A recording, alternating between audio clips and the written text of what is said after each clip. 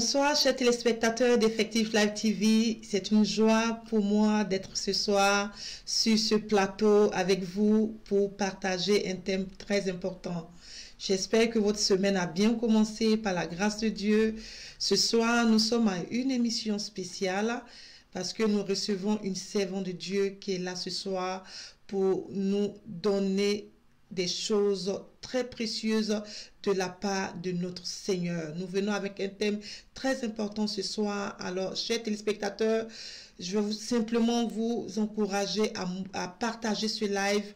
Partagez-le dans le groupe, partagez-le à toutes vos connaissances, invitez, taguez quelqu'un, voilà, identifiez quelqu'un afin que ces personnes puissent aussi être bénies comme vous ce soir. Alors, comme je vous le disais, ce soir, nous recevons une très grande servante de Dieu qui est vraiment consacrée à Dieu et qui sert Dieu de tout son cœur, de toute son âme, de tout son esprit. Et ce soir, elle est là pour partager un thème très important avec nous ce soir. Alors, ce soir, nous sommes en compagnie de la servante de Dieu, la prophétesse Julia Aouné. Alors, shalom, servante de Dieu. Shalom, servant de Dieu, soyez bénis. Amen. C'est vraiment une joie et un honneur pour nous de vous retrouver ce soir avec nous, bien sûr, sur le plateau d'Effectif Live TV dans le cadre de notre émission Et si on en parlait. Alors, vous êtes l'épouse de l'homme de Dieu, le prophète Aouné. Vous êtes de l'église City of Truth Ministries. Vous êtes basé à Londres. Alors, servant de Dieu, avant de commencer, est-ce que vous pouvez un tout petit peu vous présenter à nos téléspectateurs avant de rentrer dans le vif du sujet? Et à la fin de cette émission, vous aurez bien sûr le temps de vous présenter encore à nos téléspectateurs. Bonsoir à tous. Donc, je me présente. Je suis à l'état civil Madame Paul Julia Aouné. Voilà. Et donc, je suis servante de Dieu, prophétesse à mon état. Et je suis le leader de City of Truth Ministries UK et aussi City of Truth Ministries Côte d'Ivoire. Et avec pas mal de choses que nous faisons, dont on parlera peut-être vers la fin. Et donc, voilà. Amen. Alors, servant de Dieu, ce soir, nous venons avec un thème très important, les signes d'une femme de vision. Comme à notre habitude, hein, à cette émission, et si on en parlait, nous parlons des thèmes vraiment dont on ne parle pas souvent. Et nous profitons de cette émission pour pouvoir parler de ces thèmes. Et il y a une personne qui se fait beaucoup de soucis, en fait, qui se dit, mais elle est femme et on lui parle souvent de vision. Une femme doit avoir une vision, une femme doit être une femme de vision. Une femme, et franchement, elle ne comprend pas et elle ne sait pas ce que c'est qu'une femme de vision. Alors, nous avons donc pris la décision ce soir de parler des signes d'une femme de vision afin d'éclairer plusieurs femmes ce soir et même des hommes aussi qui ne savent peut-être pas ce que c'est qu'une femme de vision.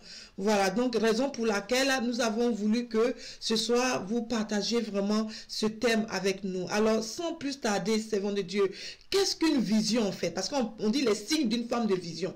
Qu'est-ce qu'une vision?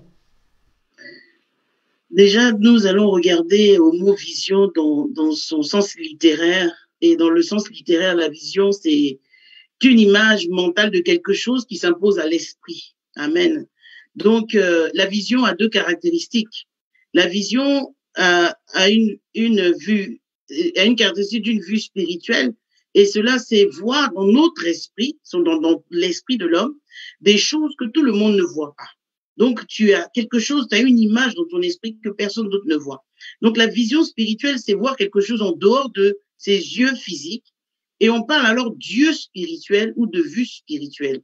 Et la vision spirituelle est utile par le fait de voir. Voilà, c'est voir. Et ce que tout le monde ne voit pas et ne comprend pas. Amen. Et ce qui est caché est dissimulé. Donc aussi, ça, on appelle ça la révélation en d'autres termes, ou ce qui n'est pas encore une anticipation des choses. La vision, elle est aussi, elle a un but à atteindre. J'ai dit, il y a deux caractéristiques de la vision. Donc, premièrement, la vision est une révélation de Dieu dans notre esprit, mais elle a aussi un but à atteindre. Et c'est sa deuxième caractéristique. Et cette vision, le but qu'elle doit atteindre, c'est en fait un but à atteindre, mais dans notre espérance. Et lorsqu'on s'est fixé un but par Dieu, on a donc cette vision-là que nous voulons atteindre par tous les moyens. Amen. Et cela peut être aussi présenté sous la forme d'une promesse de Dieu. Cela aussi peut être une vision. Donc la vision que Dieu communique, donc elle est complète, elle nous indique plusieurs éléments. Amen. Et c'est important que nous comprenions ce que Dieu nous dit au travers de ces choses-là. Donc, premièrement, ce que Dieu attend précisément de nous. Parce que la vision a plusieurs aspects. Donc, Dieu attend quelque chose de nous. Et ce qu'il attend de nous, c'est ce que nous devons faire pour lui. Et le type de ministère ou de service. Parce que nous sommes dans le cadre spirituel. Donc, on parle de ministère ou de service. Et l'objectif final à atteindre, tout enfant de Dieu doit savoir la mission que son Dieu lui a assignée sur la terre. Quelle est notre mission? Quelle est la vision? Quel est le but à atteindre? Et comment nous devons faire? Comment nous devons le faire? Comment nous devons faire ce pour lequel il nous a appelés? Et les moyens que nous devons utiliser pour réaliser cette vision, la manière, le chemin, les outils spirituels à utiliser, comment est-ce qu'on y arrive? Où nous devons le faire? Parce que le lieu est important.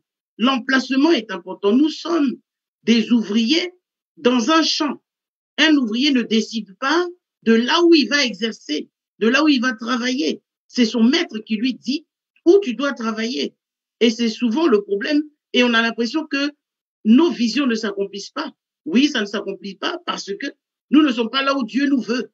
Donc le lieu est important. Les lieux de mise en œuvre de la vision, le pays, la ville, le quartier, l'église, le ministère, la famille dans lesquels nous devons œuvrer. Donc c'est important car un mauvais endroit peut conduire à une mauvaise œuvre. Amen. Et la vision donc décrit notre service de Dieu, son but et la méthode pour atteindre ce but. La vision projette hors de soi, de nous-mêmes, donc de soi, et elle nous met en mouvement vers un but qui nous sert d'horizon et nous appelle au dépassement. Parce que souvent, pour atteindre ta vision, tu dois te dépasser. Et elle nous ouvre un regard large. Si tu as un petit regard, tu auras une petite vision. Voilà. Donc, avoir une vision, je vais conclure en disant ceci. Avoir une vision, c'est savoir quelle direction on suit, nommer ses valeurs, réfléchir aux conséquences de ces valeurs. Et il y a plusieurs visions. Il y a la vision de groupe. Donc, on peut avoir une vision de communauté chrétienne, d'église, d'association chrétienne, peu importe. Et il y a aussi des visions individuelles. Le but personnel en Christ a atteint le ministère personnel. Et les deux types de visions ne sont pas forcément contradictoires, dans le sens où une vision de groupe, tu peux être dans une vision de groupe et encore avoir au-delà de ça une vision personnelle. Mais elle doit être en accord avec la vision du groupe et donc être subordonnée à celle-ci. Est-ce que je me fais comprendre? Amen. J'espère que j'ai bien expliqué ce que c'est qu'une vision. Amen, amen. Parce que c'est bon de Dieu, comme tu le sais, les téléspectateurs vont poser des questions aussi tout à l'heure. D'accord. Si jamais il y a des choses qu'ils n'ont pas compris, ils poseront des questions. Mais en tout cas, vous avez donné une très bonne définition de la vision, c'est bon de Dieu. Amen. Alors, donc, à ce niveau, c'est bon de Dieu, est-ce que toutes les femmes sont supposées avoir une vision? Oui, je dirais que tout le monde doit avoir une vision. Parce que si nous partons sur la base de Genèse 1, verset 28, où la Bible nous dit que Dieu les bénit et Dieu leur dit, soyez féconds, multipliez, remplissez la terre et l'assujettissez et dominez sur les poissons de la mer, sur les oiseaux du ciel et sur tout animal qui se met sur la terre. Donc Dieu a parlé à Adam et à Ève dès le départ et il leur a donné cet ordre-là. Donc il leur a donné une vision. C'est une vision, c'est une mission donnée à Dieu pour l'homme. L'homme grand H, femme et homme. Parce qu'il a dit, assujettissez. Il disait, vous. Il parlait aux deux. Il parlait pas à Adam. Parce que beaucoup, dans certaines situations, disent que, non, Dieu a donné le commandement à Adam. Non, non, non. Dieu a donné le commandement à l'homme en tant que l'homme grand H, femme et homme. Adam et Ève. Il parlait aux deux. Donc, nous avons cette mission, nous avons cette vision d'assujettir, de multiplier, de remplir, de dominer et d'être fécond. Donc, l'homme et la femme ont reçu cette mission d'être féconds et de régner sur la terre et les animaux. Mais donc, tout être humain, c'est pas seulement la femme. Tout être humain est supposé avoir une vision, au moins celle que Dieu lui a donnée, au moins ça là.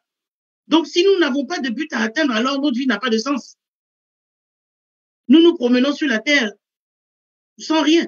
Et la Bible nous dit clairement en Proverbe 29, 18, que lorsqu'il n'y a point de vision, le peuple est sans frein. Donc, si on n'a pas de vision, ben, on est sans frein. On ne sait pas où on va. On court vers la ruine. Donc, tout le monde a une vision. Même si tu penses que tu n'as pas de vision, ben, Genèse 1, 28 est ta vision. Assujetti. Alléluia. Amen, amen, servant de Dieu. Alors, donc à ce niveau, servant de Dieu, pour savoir que Dieu m'a donné une vision, quelles sont les manières, les différentes manières dont Dieu communique les visions, donc dont Dieu parle? Comment Dieu nous parle en fait à ce niveau?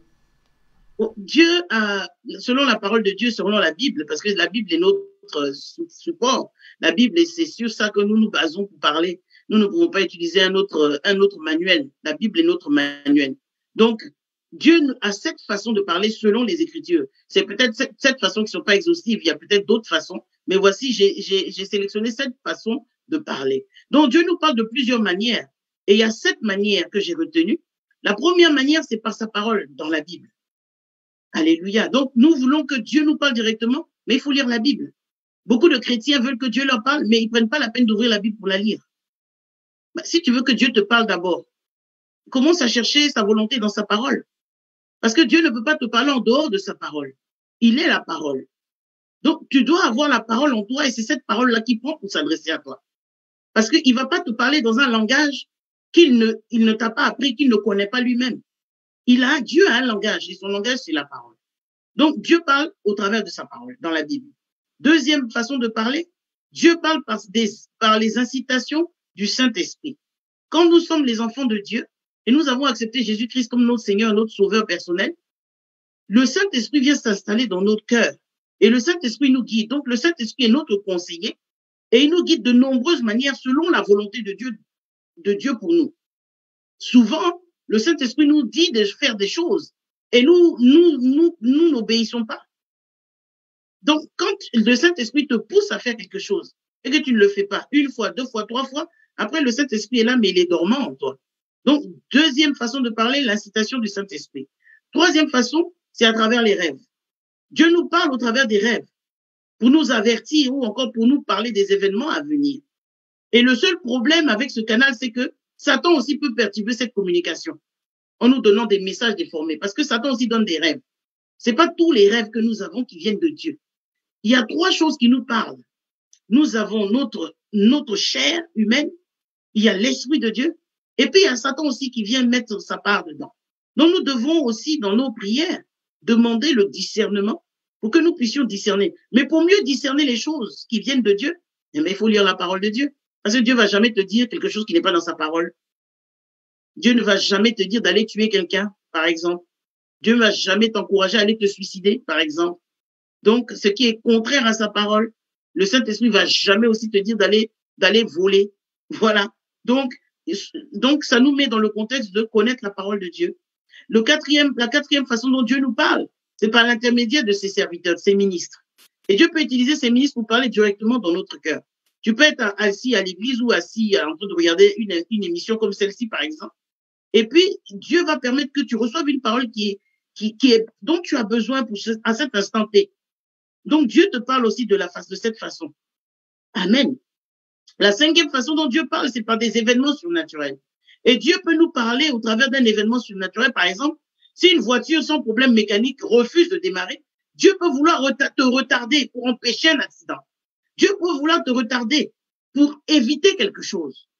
Donc, souvent, nous nous mettons dans des colères pas possibles. Mais en fait, souvent, c'est Dieu qui permet ces choses-là pour éviter quelque chose.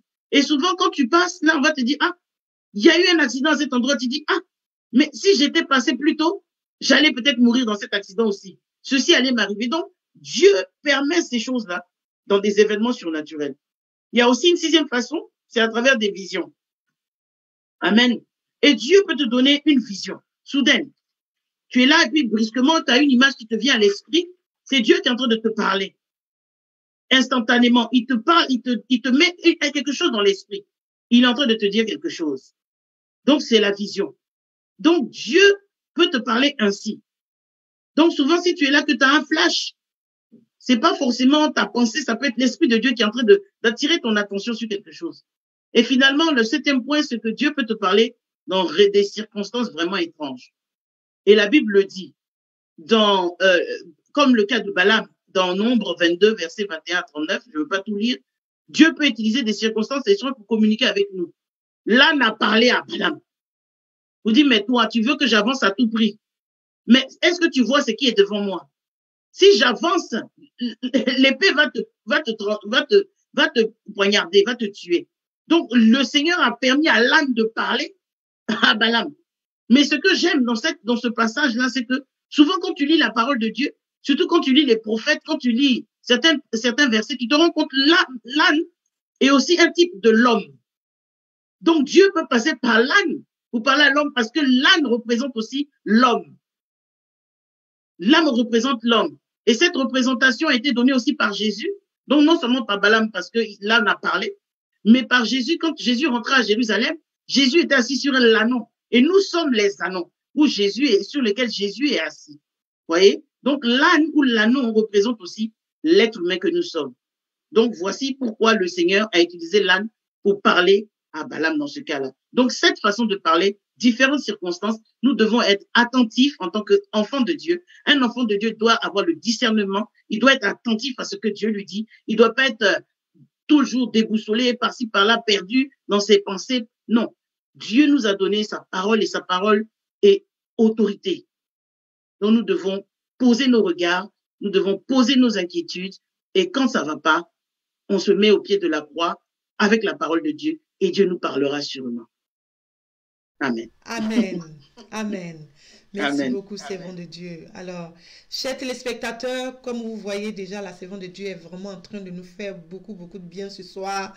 Le thème dont nous parlons ce soir, c'est les signes d'une femme de vision.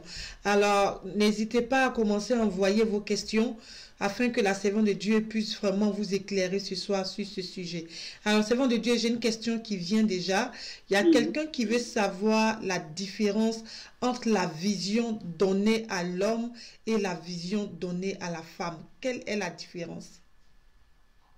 Bon, déjà, il faudrait savoir dans quel contexte on parle. La vision donnée à l'homme, ils sont les deux dans le ministère, ils ne sont pas les deux dans le ministère, ils se sont croisés en cours de route. De quoi on parle? Parce que tu peux avoir eu ta vision, Dieu peut t'avoir donné une vision, et puis tu as commencé le ministère, et puis tu n'es pas marié, et puis tu rencontres quelqu'un qui est dans le ministère aussi, qui a une vision. Mais comme j'ai dit tout à l'heure, on parle de maintenant d'une vision de groupe. Donc, les visions doivent concorder et l'une doit se subordonner à l'autre. Donc, elles doivent marcher de pair. La Bible dit que deux personnes ne peuvent marcher ensemble s'ils ne se sont pas mis, ils se sont pas accordés. Donc, c'est un accord. Chacun vient et puis expose sa vision. Est-ce que ce que Dieu m'a confié de faire là, ça va avec ce que Dieu... Parce que Dieu n'est pas dans le désordre. Dieu ne peut pas mettre deux personnes ensemble qui ont deux visions opposées. C'est pas Dieu. Dieu fait pas ça. Parce que quand Dieu a parlé dans le jardin à Adam et Ève, il leur a donné la même vision. Donc, quelque part, votre vision doit se rejoindre. Quelque part, votre vision doit concorder et doit être subordonnée l'une à l'autre, mais ne doit pas être en totale opposition. Si c'est en totale opposition, vous devez aussi prendre des chemins opposés. Amen, merci, servant de Dieu. Alors, il y a quelqu'un qui veut savoir aussi, la personne dit, si l'homme et la femme doivent avoir chacun une vision, alors que on nous attend dit une femme épouse un homme pour l'aider à accomplir sa vision, parce que la femme, elle aide. Donc, la femme vient, voilà, pour aider l'homme à accomplir sa vision. Est-ce que dans un couple, chacun doit avoir sa vision ou une vision à deux? Voici une question, c'est bon. D'abord, le Seigneur il appelle une personne. On doit être clair là-dessus. Le Seigneur appelle une personne. Voilà, il dit, je cherche un homme, je cherche une femme. Il appelle une personne. Donc, déjà, vous ne pouvez pas avoir une vision à deux. Si vous êtes marié, que vous recevez l'appel, si l'homme a reçu l'appel ou la femme a reçu l'appel, le premier ou la première, elle se met à sa tâche. Mais tu dois prier pour que ton partenaire puisse épouser ta vision. Mais dire que Dieu va donner deux visions différentes à un couple, c'est pas possible. C'est pas possible parce que Dieu ne divise pas. Dieu, il ne divise pas. Je l'ai dit tout à l'heure, j'ai dit dans le jardin, il a donné la vision à Adam et à Ève le même jour, la même vision. Donc, si Dieu te donne une vision qui est opposée à celle de ton mari ou à celle de ta femme, il faut aller encore prier pour être sûr de la vision. Parce que la vision de Dieu ne doit pas vous diviser. La vision de Dieu ne doit pas amener la guerre dans la maison. J'ai dit que ça devient une vision de groupe. Je reviens à la même chose. Ça devient une vision de groupe. Et l'autre doit se subordonner à l'autre. Amen. Donc, je vais par exemple donner un exemple, moi particulièrement. Je donne un exemple pour que les gens puissent comprendre de quoi je parle. J'ai commencé le ministère en 2012 et j'étais à Londres ici. J'ai commencé en tant que le ministère de femmes parce que là où on a commencé puis là où nous sommes aujourd'hui. J'ai commencé en tant que le ministère de femmes et j'ai commencé à faire des programmes. J'étais dans une assemblée. Je commençais à faire des programmes et tout ça. Et quand je gagnais des âmes, je les emmenais dans l'assemblée parce que c'est à cette assemblée-là je me trouvais. Parce que les gens, ils se trompent au niveau du ministère. Ils confondent le ministère et l'église. Parce que tu peux avoir un ministère, mais tu es dans une église locale et tu sers dans l'église locale. Beaucoup des gens, dès que Dieu leur confie quelque chose, ils vont faire leur ministère, ils vont faire leur église. Un ministère n'a rien à voir avec l'église. Ne mélangeons pas les choses. Un ministère, et on va parler de ça peut-être tout à l'heure, un ministère n'a rien à voir avec l'église. Le ministère est là pour un but précis. L'église a un autre but, un autre agenda. Donc, ne mélangeons pas les choses. Parce que les gens, quand on dit ministère, ils se voient déjà aller en train d'ouvrir une église. Non, c'est une erreur fondamentale. Et voilà pourquoi l'église est faible aujourd'hui. Parce que les ministères poussent à droite, à gauche, pendant qu'il n'y a pas lieu d'être. Dans une assemblée, il peut avoir l'apôtre, le prophète, le pasteur, le docteur, et tout le monde travaille là. Tu peux aller faire le ministère, mais quand tu gagnes les âmes, tu les emmènes à l'église locale. Donc, ne nous confondons pas avec les visions par-ci, par-là. Parce que chacun a le désir de vouloir servir Dieu. Mais il ne faut pas que notre désir de servir Dieu emmène des problèmes dans nos foyers. Parce qu'après, Dieu n'est plus concerné. C'est nous-mêmes nos désirs. Amen. Amen. Wow, merci beaucoup, servant de Dieu. Alors, servant de Dieu, il y a des questions qui nous viennent, hein. Il y a quelqu'un qui veut savoir. La personne dit, une femme qui aime faire les business, par exemple, une femme qui aime faire les affaires, est-ce qu'on peut dire on peut appeler ça une vision? Est-ce que c'est une Non, vision, par exemple, une personne qui aime non, faire les affaires, par exemple? non, ce n'est pas une vision, ça n'a rien à voir avec la vision, c'est un talent. C'est un talent qu'elle a, comme quelqu'un qui est boulanger ou comme quelqu'un qui est cordonnier. Elle a un talent de faire les affaires. Ça n'a rien à voir avec le ministère. Tu peux faire le ministère et puis faire tes affaires à côté. Paul faisait les affaires, c'était pas un crime. Pierre, les apôtres, ils ont continué. C'est vrai qu'ils n'allaient pas à la pêche, mais c'était une entreprise familiale. Les gens n'ont pas arrêté d'aller à la pêche parce que eux, ils ont commencé à suivre Jésus. Ils continuaient à faire leur travail. Ils étaient pêcheurs de père en fils. À l'époque, c'était comme ça. Quand quelqu'un était dans un emploi, c'était de père à fils. Comme Joseph était, comment on appelle ça, euh, comment, comment je veux dire, j'ai oublié même. Charpentier? Voilà, il était charpentier. J'ai pensé en français, donc en anglais, donc je suis en train de traduire ça en français dans ma tête. Joseph était charpentier, mais Jésus aussi était charpentier. Donc, c'était de père en fils, c'était des entreprises de père en fils. Donc, c'est pas parce que Pierre a commencé à devenir pêcheur d'hommes que l'entreprise familiale s'est arrêtée. Non. C'est lui qui a arrêté son business, mais sa famille continuait le business. Donc, faire l'œuvre de Dieu n'a rien à voir avec un talent que Dieu t'a donné. Si ton talent c'est coiffer, mais tu peux coiffer. Ça t'empêche pas de servir Dieu. Il faut que nous fassions la différence entre le talent et la vision. C'est deux choses différentes. Amen. Justement parce que voilà, il y a quelqu'un qui veut savoir. Donc, la vision est seulement rattachée au ministère, en fait. C'est-à-dire que on ne peut pas avoir, par exemple, une vision de pouvoir construire une maison, une vision de pouvoir construire un orphelinat, une vision de pouvoir construire, je sais pas, un shopping center. Tu vois, c'est-à-dire ce genre de vision-là, ce genre de projet, ce genre de vision, est-ce que la vision doit être forcément attachée au ministère? Quelqu'un veut Bien savoir ce sûr, soir, ben, c'est bon voilà, Dieu. servant de Dieu, vous l'avez dit. La vision, vous avez parlé de projet. Un projet est une vision que nous avons pour l'avenir. pour peut-être améliorer notre statut, pour peut-être améliorer certaines choses ou peut-être pour, pour assouvir un désir. Mais avoir le désir d'ouvrir, par exemple, un magasin de cosmétiques, ça n'a rien à voir avec le ministère. Bon, peut-être que les finances de ces magasins de cosmétiques vont soutenir le ministère. Mais bon, ça n'a rien à voir. Ça, c'est un projet.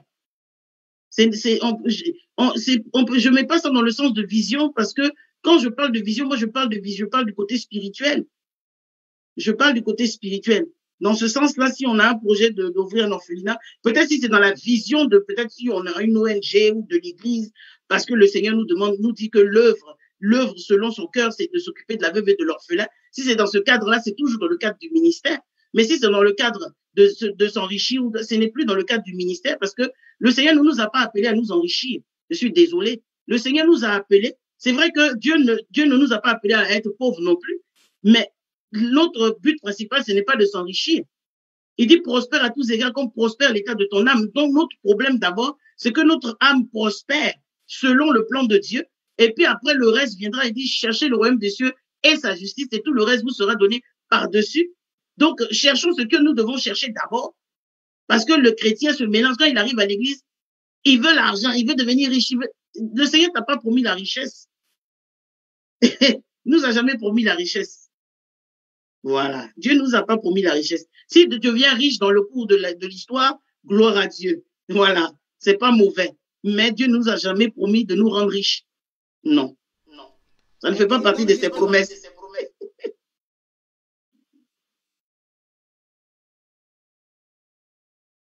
Je n'entends pas. Je ne vous entends pas. Je n'entends pas. Voilà, il dit il dit pourquoi l'or et l'argent lui appartiennent. Quelqu'un veut savoir en fait que si Dieu ne nous a pas appelés aussi à être riches, pourquoi il dit l'or et l'argent lui appartiennent. Quelqu'un veut savoir, c'est bon de Dieu. Il y a beaucoup de questions qui viennent. Hein. Oui, mais si tu fais d'abord ce qu'il te demande de faire, il est capable de t'enrichir. On le voit dans le cas de Salomon. Salomon lui a demandé la sagesse pour conduire le peuple. Salomon ne lui a pas demandé de l'argent.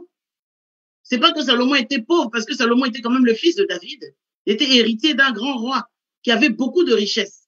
Donc la richesse n'était pas le problème de Salomon. Le problème de Salomon, c'est que quand tu lis bien la parole, tu te rends compte que Salomon avait un problème pour s'exprimer. Salomon avait un problème. Amen. Donc Salomon avait besoin de sagesse pour pas que le peuple lui rie. C'était quand même un caractère assez faible, Salomon. Il était pas guerrier comme son père. C'était un gars qui était sous les tentes. Quand en Israël, on dit que tu es un gars des tentes, ça veut dire que t'es un gars de la maison, c'est un gars de salon, un gars qui est un peu à l'aise. Voilà. C'était pas comme son père qui était sur le champ, il se battait. David, c'était un guerrier. David a combattu toute sa vie. Derrière les moutons, il se battait. Avec le peuple, il se battait. Il s'est battu toute sa vie. Donc, Salomon, c'était quelqu'un de plus calme, de plus posé, mais qui avait aussi des difficultés peut-être pour s'exprimer. Quand tu lis la parole de Dieu, tu comprends qu'il avait ce côté-là. Et puis, c'était un gros amoureux, c'était un romantique. Donc, quelqu'un comme ça, il a besoin que Dieu lui donne de la sagesse pour pas que ses émotions le dépassent, pour pouvoir conduire le peuple. Et quand il a demandé cela à Dieu, Dieu était content et dit, bon, au-delà de ça, je vais t'enrichir. C'est là où l'or et l'argent lui appartiennent. Il est libre de donner à qui il veut. Mais ce n'est pas un impératif. Dieu ne nous doit pas. C'est ce que les chrétiens doivent comprendre. Les gens veulent venir à Christ parce que peut-être on leur a dit que quand tu viens à Christ, tu vas devenir riche. Mais c'est faux. Ta première richesse, c'est la richesse de ton âme. Est-ce que tu sais où ton âme va partir? Est-ce que tu sais où ton âme va finir? C'est de ça qu'il s'agit. Le souci de Dieu, c'est de savoir où ton âme va finir. Ce n'est pas de savoir combien tu as dans ton compte en banque. Parce que quand tu vas mourir là, quelqu'un d'autre va disposer de ce que tu as dans ton compte en banque. Mais ton âme, où ton âme va finir, c'est de ça qu'il s'agit. Donc, ne nous concentrons pas sur le bien matériel. Parce que la Bible dit que quand tu cherches le royaume des cieux et sa justice, tout cela te sera donné par-dessus. Donc, cherche Dieu, cherche à faire la volonté de Dieu, cherche à faire le plan de Dieu, et tout le reste, là, Dieu va te l'accorder.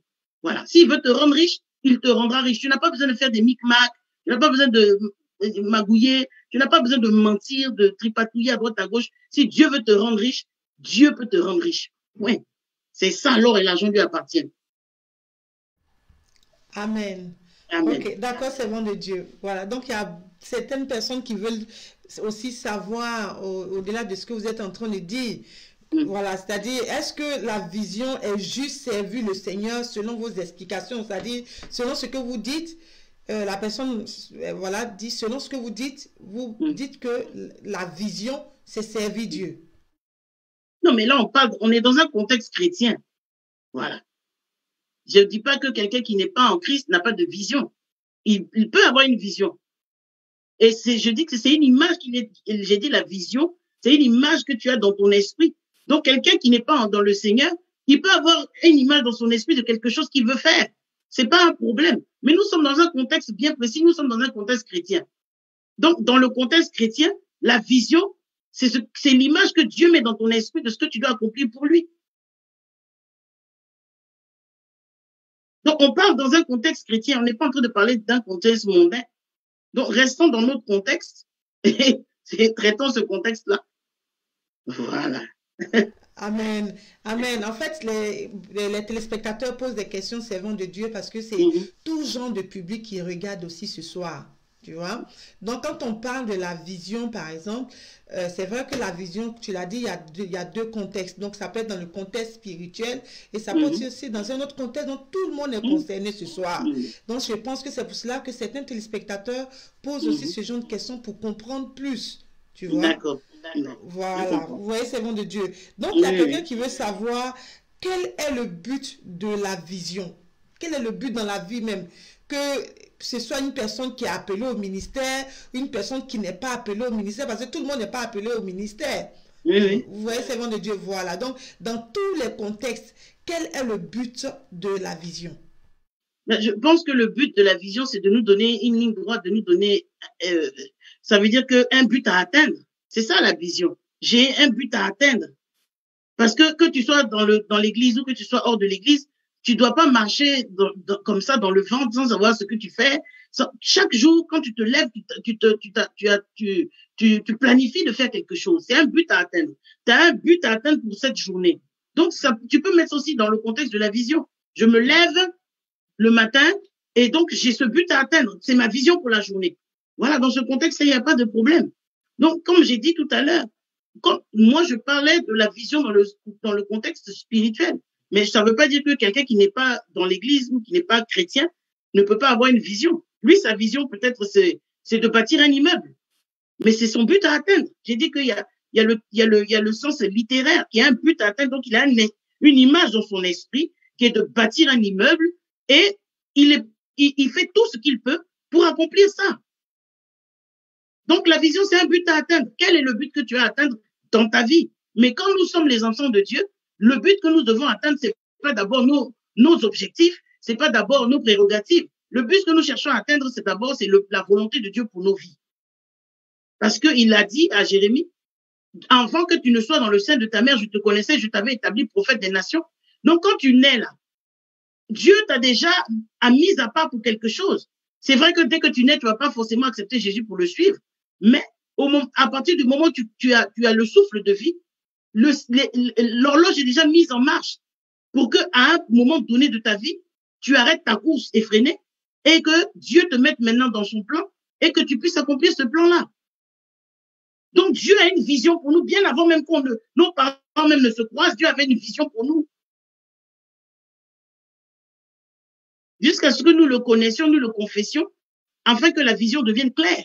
Parce qu'en temps, nous avons nous-mêmes nos propres visions, nous avons nous-mêmes nos propres plans, nous avons nous-mêmes nos propres buts à atteindre, mais en temps, il y a le plan de Dieu. Dès que Dieu rentre dans la scène, nos visions et nos plans ne comptent plus, c'est ce que Dieu veut qui compte.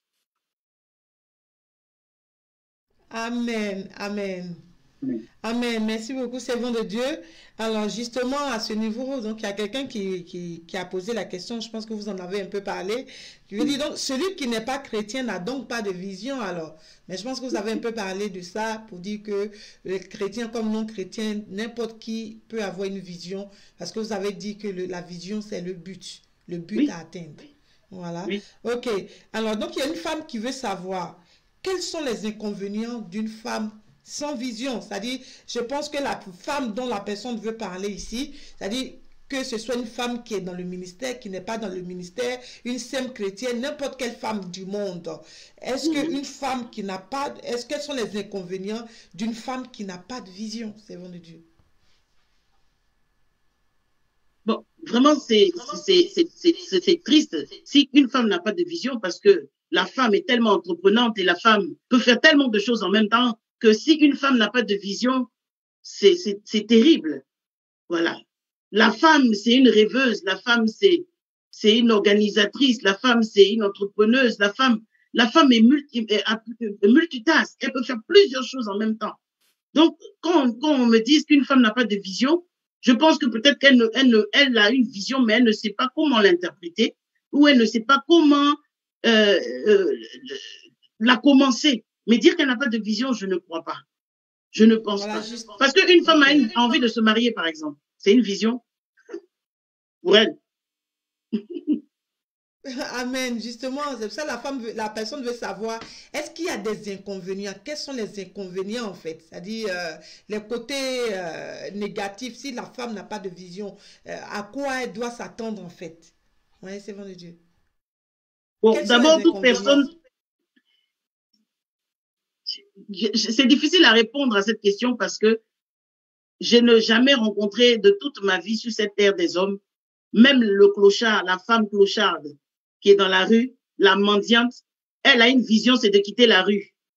Elle a une vision, c'est de pouvoir avoir un repas chaud. Elle a une vision, c'est de pouvoir prendre une douche. Parce que c'est un but à atteindre. Donc, qu'on me dise qu'une femme n'a pas de vision, bien que l'inconvénient de sa vision,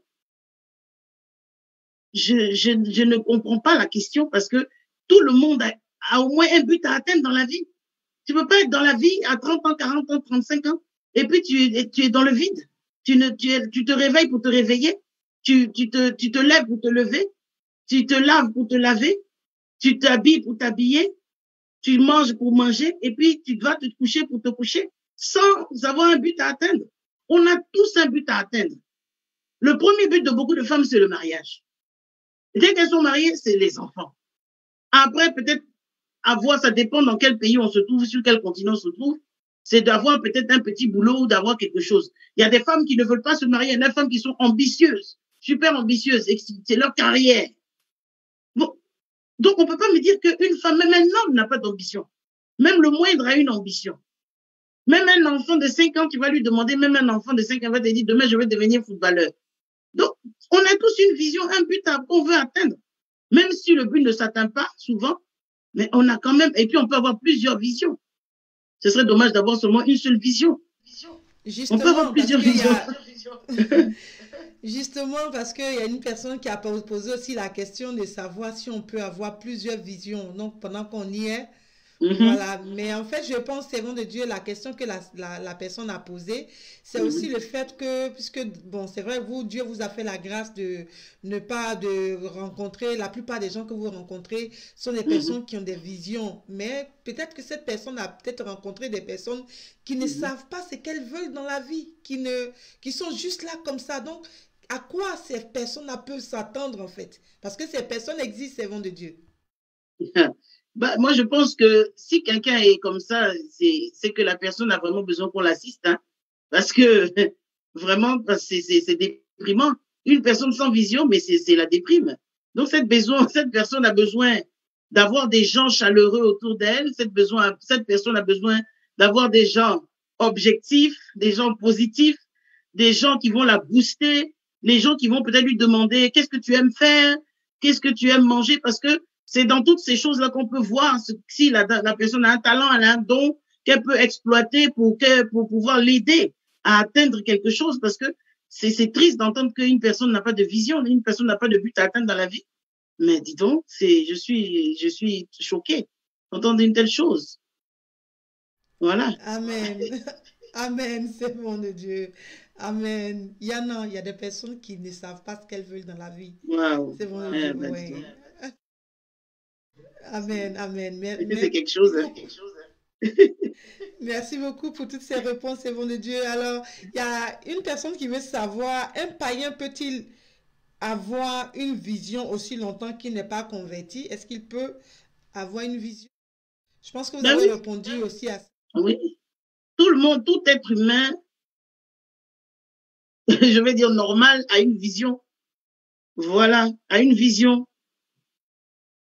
Parce que c'est anormal de ne pas avoir une vision. Bon, bien étant qu'il y a des gens, peut-être, comme vous avez dit, qui n'en ont pas, mais c'est bon, c'est comme je dis, ces gens ont besoin d'assistance. Parce que leur vie doit être une déprime totale.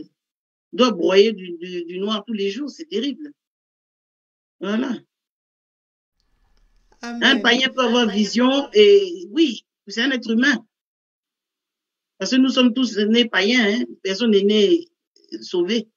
Nous sommes tous nés, la Bible dit que nous sommes nés tous nous sommes tous pécheurs, nous sommes tous nés pécheurs. Donc, nous étions à cet état-là et puis Dieu nous a fait grâce. Donc, voilà. Amen. Merci beaucoup, servant de Dieu. Alors, il y a quelqu'un qui veut savoir comment savoir si ma vision est celle de Dieu. Comment savoir que ma vision est celle de Dieu? Moi, j'ai répondu à ça tout à l'heure. J'ai dit que Dieu parle de cette façon différente. Si tu veux savoir si ta vision est celle de Dieu, ben, il faut prier, il faut lire la parole de Dieu. Parce que Dieu ne se contredit jamais. Tu vas trouver quelque chose dans la parole de Dieu qui va ressembler à ce que Dieu t'a dit. Voilà. Qui va être un peu similaire à ce que Dieu t'a dit. Voilà. Et Dieu va jamais te dire d'aller faire quelque chose que la loi interdit. Dieu va jamais te dire ça. Voilà. C'est aussi une façon de savoir. Dieu va jamais te dire va voler. Dieu va jamais te dire va te prostituer. Dieu va jamais te dire faut avoir trois copains, un pour payer la maison, un pour payer les factures, un pour payer la nourriture. Dieu va jamais te dire un machin comme ça. Donc il y a des choses que Dieu va jamais te dire. Voilà. Donc ça déjà, même si c'est dans ce sens-là, tu sais que c'est pas Dieu, c'est ta chair ou c'est le diable. Voilà. Parce qu'il y a trois choses qui nous parlent. Il y a l'esprit de Dieu, il y a ta chair et puis il y a le diable. Donc à nous de discerner, de savoir qui nous parle à ce moment bien précis. Mais Dieu va jamais, mais alors jamais au grand jamais, te dire de faire quelque chose qui est contraire à sa parole. Donc, il faut aller à la lumière de la parole et puis voir s'il y a quelque chose qui est similaire. Voilà. Et Dieu, quand tu lui demandes, Dieu, il confirme sa parole. Hein. Il va pas forcément te redonner le même songe, mais il va te donner quelque chose de similaire. Et la Bible dit que sur 2 fois, la même chose, c'est que Dieu a décrété. Donc, c'est une chose établie. C'est le signe du témoignage. Donc, prie le Seigneur et puis demande au Seigneur de te confirmer que c'est lui qui t'a parlé. Et Dieu le fera sûrement. Si c'est lui, il le fera. Amen. Amen. Merci beaucoup, servant de Dieu. Alors, servant de Dieu, quelle est la différence entre un don, des talents et avoir une vision? Quelle est la différence? D'abord, je veux définir les choses parce que on ne peut pas parler de don, talent, vision sans savoir ce que c'est. Parce que dans l'Église, on aime bien utiliser beaucoup de termes et puis on ne sait pas ce que ça signifie. Voilà. On doit définir ce que c'est que le don, qu'est-ce que c'est que le talent, pour pouvoir voir clairement la différence entre ces termes, pour voir qu'est-ce que l'un et qu'est-ce que l'autre. Donc, on va regarder d'abord au don. On a tout à l'heure parlé de la vision. Donc, on a une idée plus ou moins de la vision. Un don, c'est une capacité surnaturelle dont nous avons été investis. Donc, on parle aussi des dons du Saint-Esprit, hein, donc les dons que Dieu nous donne. Ce sont les dons spirituels. Amen. Et ça, on peut le voir dans 1 Corinthiens 12, verset 11. La Bible dit que tout cela est l'œuvre d'un seul et même esprit qui distribue son activité à chacun de manière particulière comme il veut. Donc, c'est Dieu qui nous donne ces dons-là, ces capacités. Et 1 Corinthiens au chapitre 12, verset 7 à 11 dit « Or, à chacun la manifestation de l'esprit est donnée pour l'utilité commune. » Donc, Dieu nous donne les dons pour l'utilité commune, pour la communauté. En effet, à l'un est donné par l'esprit une parole de sagesse, à un autre une parole de connaissance, selon le même esprit, à un autre la foi par le même esprit, à un autre les dons de guérison par le même esprit, à un autre le don d'opérer des miracles, à un autre la prophétie, à un autre le discernement des esprits, à un autre la diversité des langues, à un autre l'interprétation des langues. Un seul et même esprit opère toutes ces choses et distribue à chacun en particulier comme il veut. Ça, c'est le don. Les dons dont nous parlons, les dons de l'esprit. Hein. Maintenant, le talent. Qu'est-ce que c'est qu'un talent? Un talent, c'est une aptitude particulière à faire quelque chose. Tu as un talent pour la coiffure. Il y a des gens qui n'ont jamais parti à l'école pour coiffer, mais tu as ce don-là. Tu as un talent pour la cuisine. Tu n'as jamais été à l'école de cuisine, mais tu as un don pour ça. Tu n'as jamais fait peut-être quelque chose, je ne sais pas, peu importe ce que c'est, Mais tu as un don exceptionnel pour cette chose. C'est un talent que Dieu t'a donné. Alors, toute personne qui croit en Dieu ou en Christ ou non a des talents naturels innés, génétiques ou acquis, parfois par son entourage familial. Il y a des familles où la musique excelle, tout le monde chante. Il y a des familles où tout le monde est acteur. Il y a des familles où beaucoup de gens sont des prédicateurs. Il y a des familles, vous voyez, donc il y a plusieurs sortes de choses. Il y a plus qu'on peut trouver. Il y a des familles où les gens sont tous doués dans les mathématiques, dans les arts. Il y a beaucoup de choses. Donc ça, c'est un talent. Et ça peut se transférer de père en fils. Vous voyez, ça peut se transférer de ça, c'est un talent. Donc la différence entre les dons, les talents et avoir une vision. Donc, on a déjà défini ce que c'était un talent, ce que c'était un don. Donc maintenant, on peut parler de dire que un talent est un trait inné génétique ou acquis par expérience, tandis qu'un don spirituel est l'œuvre de la puissance du Saint-Esprit. Un don spirituel, tu n'as rien fait pour avoir ce don. C'est un don que Dieu te donne. C'est un don qu'il te donne. Les dons qui sont manifestés dans l'église locale, que j'ai énuméré tout à l'heure dans le livre de Corinthiens. Maintenant, tout le monde, chrétien ou non, peut avoir un talent, comme j'ai dit, et une vision. Tout le monde. Tu n'as pas besoin d'être chrétien pour avoir un talent ou une vision. Parce que c'est quelque chose avec lequel tu dois normalement être né. Une vision. J'ai dit tout à l'heure que quand Dieu a créé l'homme et la femme et qu'il les a mis dans le jardin d'Éden, il leur a donné une vision, une mission. C'est d'assujettir, de dominer. Donc, nous avons tous cette vision. Voilà pourquoi quand quelqu'un dit qu'il n'a pas de vision, ça me traumatise parce que Dieu a inculqué ça à l'homme et à la femme. Donc, quand tu nais là, tu es né pour dominer, tu es né pour assujettir.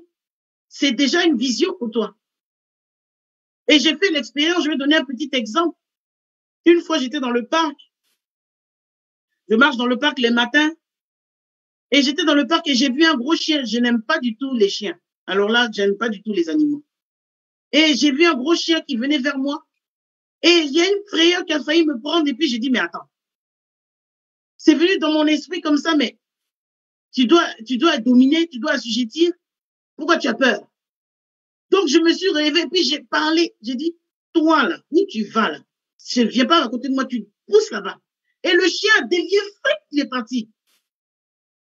Parce que j'ai exercé l'autorité que Dieu m'a donnée depuis ma création. Ce qui est de dominer, d'assujettir. Tu ne dois pas courir devant le chien, c'est le chien qui doit obéir à ta voix. C'est un exemple. Et comme l'homme n'a pas fait ce que Dieu lui dit de faire, c'est pour ça qu'aujourd'hui nous sommes là et puis quand on voit un chien, on tremble. Et quand le chien voit que tu as peur, ça veut dire que le chien même sait que tu ne sais pas que toi-même tu es là pour l'assujettir. Il sait que tu ne sais pas que tu dois le dominer. Il sait. Donc il t'effraie. Mais en réalité, c'est ta présence qui doit effrayer le chien. C'est pas le chien qui doit t'effrayer. Est-ce qu'on se comprend? Donc c'est un peu ça. Amen. Et nos talents et dons spirituels doivent tous être utilisés pour la gloire de Dieu. Je parle dans le contexte spirituel et au service des autres. Mais les dons spirituels sont spécialement consacrés à l'Église. Donc ton don, ton talent, tu peux l'utiliser pour tout le monde. Amen. Mais le don spirituel, c'est pour l'Église locale. Malheureusement, les gens font autre chose avec les dons spirituels. Bon, ça, c'est une autre émission. Alléluia, alléluia. Amen. Merci beaucoup pour ces réponses, servant de Dieu. Amen. Alors, j'ai des questions. Il y a une personne qui veut savoir. La personne dit, parce que vous avez dit auparavant, avoir du talent n'est pas une vision. Quelle est la vraie vision étant enfant de Dieu? Donc, je vais regrouper deux questions. Ok, la personne dit, quelle est la vraie vision étant enfant de Dieu? Donc, la personne a reposé la question.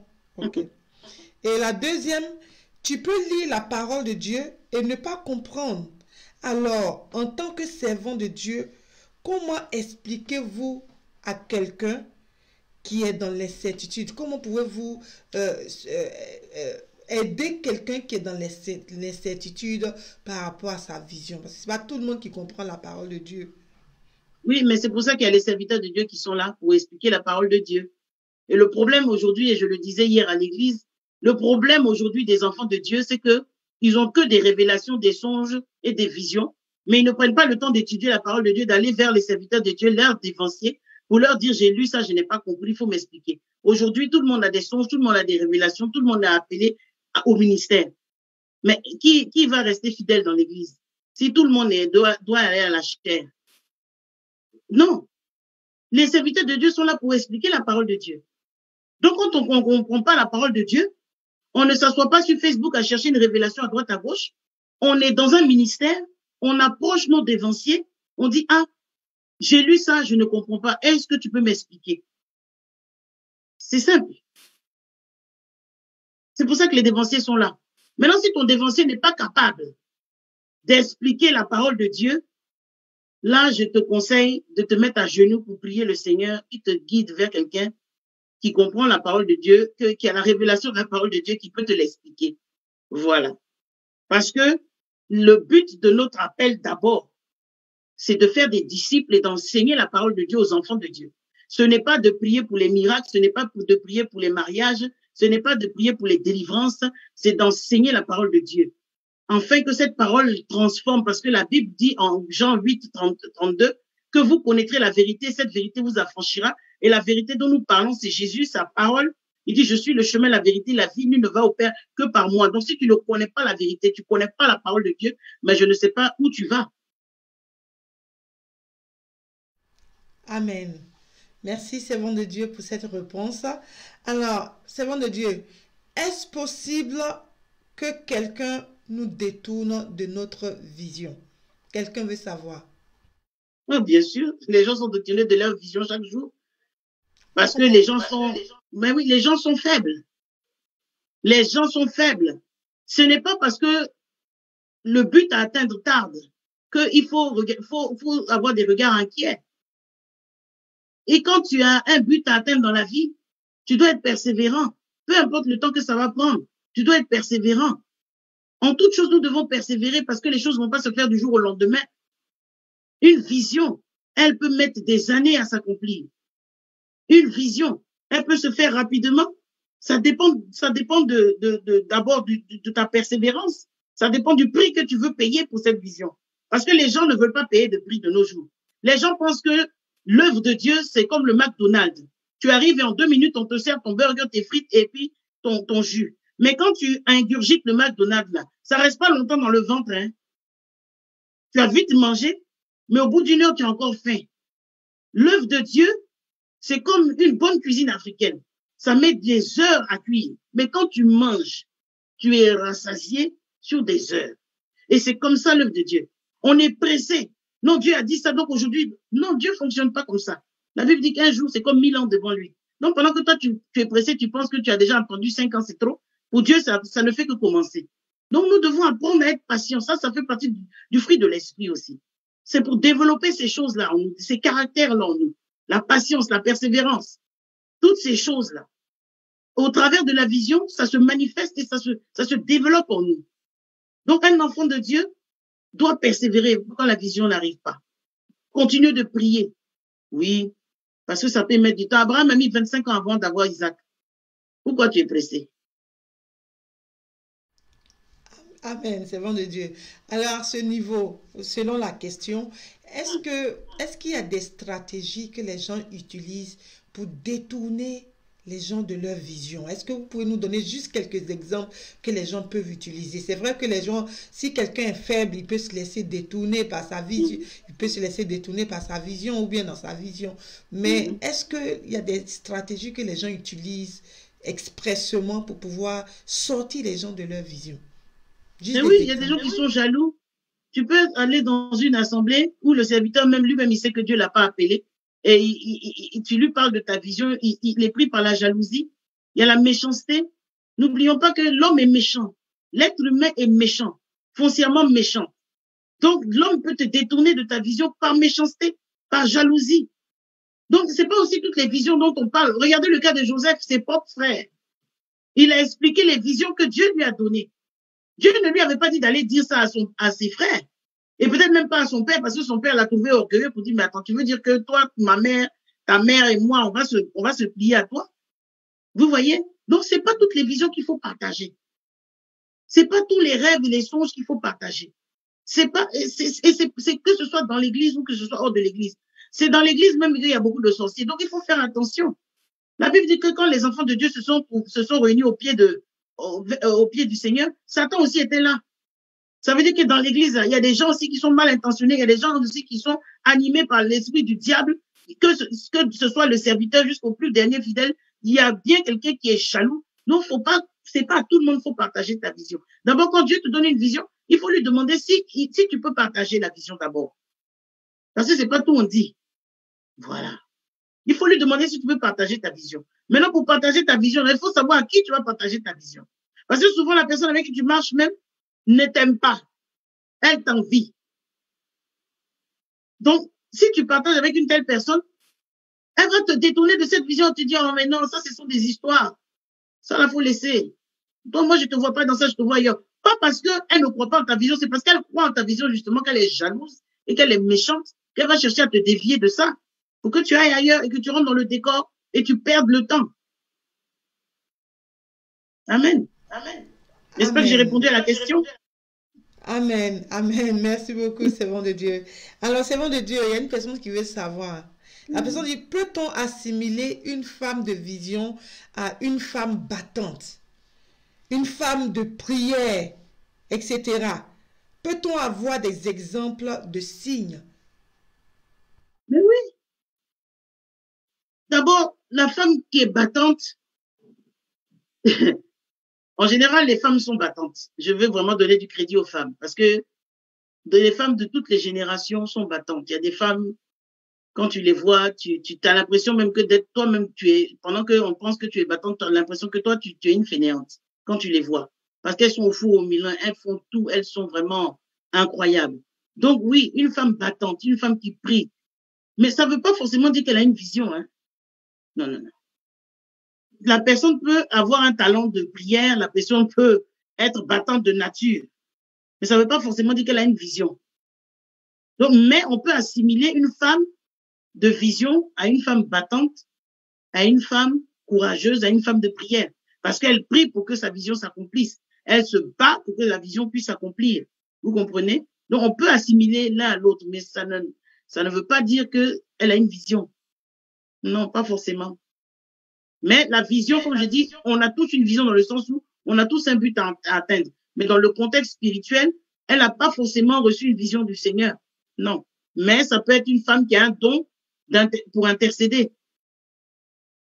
Pas un don de ministère de l'intercession. Tu as ce don-là.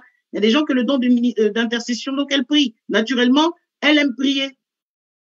Parce que c'est un don que Dieu a mis. Parce qu'il y a les dons spirituels et puis il y a les dons de ministère, il y a les dons pour exercer dans l'église locale. Donc, par exemple, comme on dit, l'exhortation, il y a des gens qui ont un don pour exhorter. Quand toi, tu vas parler pendant des heures, tu vas pas pouvoir convaincre quelqu'un. L'autre, il va venir avec, parce qu'il a cette grâce-là, il va sortir 2 phrases et la personne est convaincue parce que c'est une grâce que Dieu lui a donnée. Donc, oui, il y a des gens qui ont des dons pour la prière et des dons, mais on peut assimiler une femme battante à une femme qui prie beaucoup, à une femme avec une vision. Oui, on peut l'assimiler. Ok. Amen. Merci beaucoup, servant de Dieu. Merci. Alors, servant de Dieu, il y a quelqu'un qui veut savoir, puisque tout à l'heure, vous avez expliqué que les dons nous viennent du Saint-Esprit, mais voilà, la personne n'a pas bien compris au niveau des talents. Donc, la personne dit, bon, par rapport à ce que vous avez dit, ce n'est pas Dieu qui met le talent en l'homme alors. Donc, la personne veut comprendre ce côté-là, au niveau des talents. Est-ce que c'est Dieu qui met les talents en nous? Ou alors c'est nous-mêmes qui avons ces talents-là comme ça? Non, Dieu, parce que le talent, d'abord, j'ai dit que c'est une aptitude particulière à faire quelque chose. Nous avons tous reçu un talent. La Bible même parle de la parabole des talents. Nous avons tous reçu au moins un talent, au moins un. Et ça peut être une aptitude dans la coiffure, dans la cuisine, peu importe. Mais il y a aussi des gens qui ont une aptitude génétique. Et dans ce génétique-là, il y a des familles, tu vas aller, ils sont tous des docteurs. Ils ont cette habilité-là de comprendre les sciences. Il y a des familles, tu vas aller, ce sont tous je sais pas moi, des coiffeurs. Ils ont tous une passion pour la coiffure. C'est un talent. Donc, que tu sois chrétien ou pas, tu nais avec un talent. Parce que ça veut dire que quand tu nais en tant qu'une créature de Dieu. Donc, Dieu met un talent en toi. Toutes ces créatures de Dieu, Dieu met des talents en nous. Nous sommes tous des créatures de Dieu. C'est après, dans ta marche, que tu deviens chrétien. Non, le talent est déjà là, il est inné. À toi de le développer, à toi de découvrir quel est ton talent et de le développer. C'est tout. Donc, nous avons tous au moins un talent. Il y en a qui ont plusieurs talents, qui excellent dans beaucoup de choses. Et puis, il y en a qui ont juste un talent. À toi de développer ce talent-là, de le reconnaître d'abord et de le développer. Que tu sois chrétien ou pas, tu as au moins un talent que Dieu t'a donné, au moins un. Mais si tu fais rien avec Dieu, la Bible dit que dans la parole des talents, il va te l'arracher puis la donner à quelqu'un d'autre. Parce que tu es inutile. Amen. Amen. Wow. Amen. Merci beaucoup, servant de Dieu. Alors, il y a quelqu'un qui veut savoir, servant de Dieu, au-delà des pasteurs, qui peut nous aider à accomplir notre vision? Au-delà des pasteurs, qui peut nous aider à accomplir la vision? Mais c'est Dieu. D'abord, le pasteur, il va t'aider à bien, il peut pas t'aider à accomplir ta vision. Non. Les pasteurs ne sont pas des super hommes, hein. Les pasteurs sont des êtres humains, comme vous et moi. Voilà. Le pasteur, il doit normalement, parce qu'il y en a qui te détournent de ta vision, ça c'est différent. Mais un pasteur, un bon berger, il doit t'aider à d'abord comprendre ta vision, à mieux la comprendre. C'est pour dire que je dis lire, alléluia, tout ça. Donc, il doit bien t'aider à comprendre ta vision et il doit t'aider à rentrer, de mettre tout en œuvre pour que tu puisses vraiment accomplir ta vision. Mais ce n'est pas lui qui accomplit la vision envers toi. C'est le Seigneur qui t'aide à accomplir ta vision. Et ça dépend de ta détermination, ça dépend de ton feu, ça dépend de toi. Parce que Dieu ne force personne. C'est ce que les gens doivent comprendre. Dieu, il nous donne le libre arbitre. Il t'a donné des dons, il t'a donné des talents. Tu es libre. Voici pourquoi il y a des gens qui sont dans le ministère, qui exercent les dons, mais ça ne veut pas dire que Dieu est avec eux. Parce qu'il ne se répond pas de ses dons. Dieu n'est pas comme toi, l'homme. Quand tu es fâché avec quelqu'un, tu vas chez la personne. Si tu as une camarade, tu lui avais prêté ta perruque, tu vas lui arracher sa perruque, tu vas arrêter tes chaussures, tu vas arracher ton t-shirt. Dieu ne fait pas ce genre de choses. Dieu n'est pas mesquin, parce que nous sommes mesquins. Dieu, là, il fait pas ça.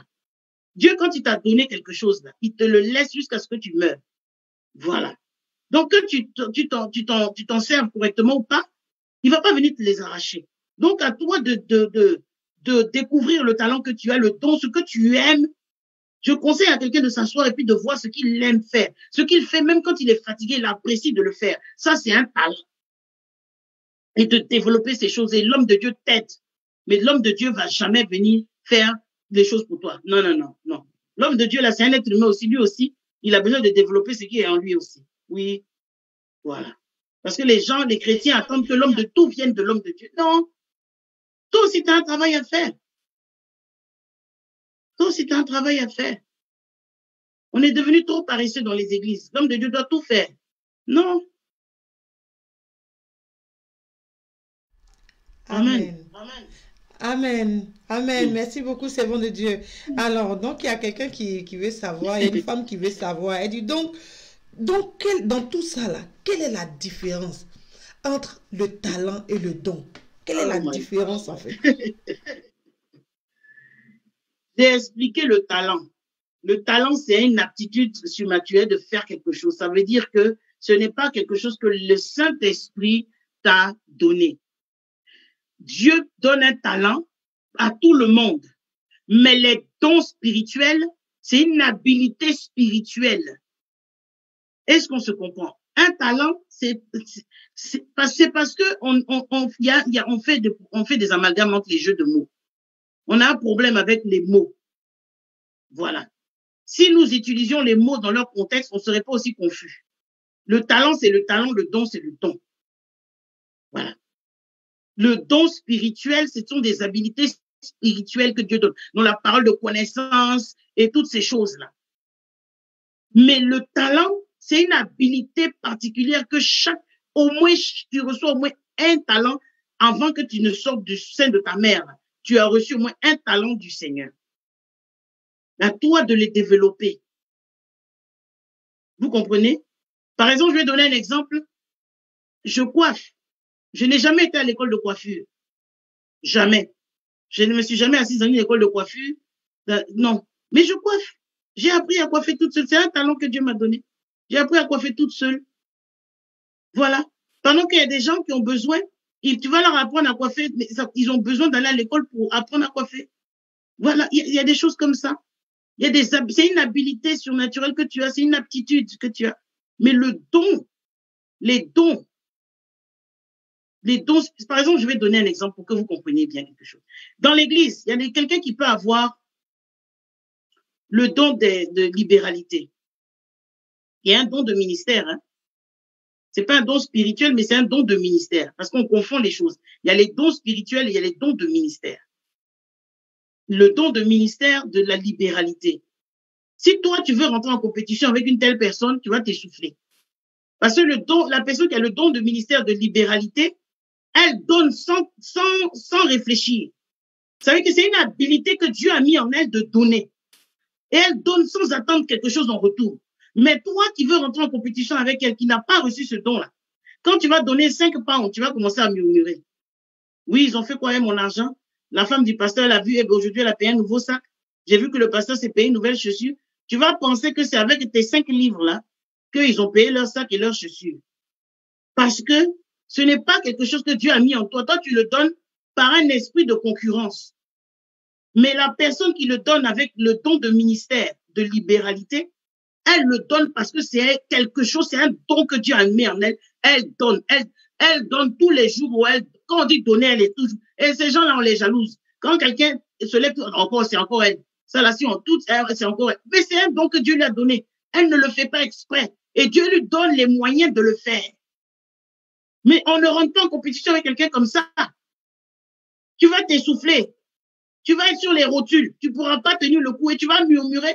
Et tout ce que tu auras donné pour le Seigneur, ce sera vide. Parce que Dieu ne te bénira pas. Parce que tu auras déjà reçu le salaire de ce que tu as fait. Parce que tu as murmuré. Vous voyez? Donc, il y a des dons.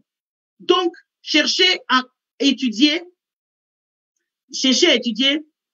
les dons de ministère dans l'église locale. Si vous voulez, j'ai cet enseignement-là sur la page de l'église. Je vous donnerai les coordonnées à la fin. Les dons de ministère dans l'église locale. Donc, vous allez voir les différents dons. Il y a 9 dons que j'ai traités. Et puis, il y a les dons spirituels, qui sont les dons d'inspiration. Ça, c'est différent. Vous voyez? Donc, on doit faire la différence. Mais je vous conseille de lire beaucoup la Bible. Mais sinon, cet enseignement-là, je laisse sur la page du ministère. Ou bien, si vous voulez, vous pouvez contacter la servante de Dieu. On vous passera cet enseignement-là. On vous donnera cet enseignement-là en audio pour que vous puissiez l'écouter pour mieux comprendre les dons de ministère dans l'église locale et les dons spirituels dans l'église locale. C'est deux choses différentes. Et les talents, c'est encore une autre chose différente, qui est une aptitude particulière à faire quelque chose. Un talent. J'ai un talent pour la coiffure. Je n'ai jamais été à l'école de coiffure. Jamais. Alléluia. Waouh, merci beaucoup, servant de Dieu. On ne sait jamais, on va voir hein, aussi avec l'équipe d'Effectif Live TV. Peut-être qu'on verra si on peut faire une émission même sur ça aussi, pour que le peuple de Dieu puisse encore être plus éclairé. Mais nous verrons ça par la grâce de Dieu avec l'équipe de LTV. Alors, servant de Dieu, comme vous étiez en train de parler du don de libéralité, il y a quelqu'un qui dit, mais certaines personnes pensent que ces personnes se font abuser. Or, c'est un don que Dieu leur a donné. C'est-à-dire ces personnes qui donnent à l'œuvre de Dieu, qui donnent au Seigneur, qui bénissent les serviteurs de Dieu, qui bénissent les frères et sœurs en Christ. Voilà, donc d'autres personnes pensent que ces personnes-là se font abuser. Vous voyez, donc voilà, c'est un commentaire que la personne a mis. Est-ce que vous pouvez juste dire en un seul mot quelque chose pour réconforter, sinon pour encourager ces personnes qui ont ce don de libéralité? Moi, je vais leur dire de continuer, parce que c'est ce que Dieu leur a donné de faire.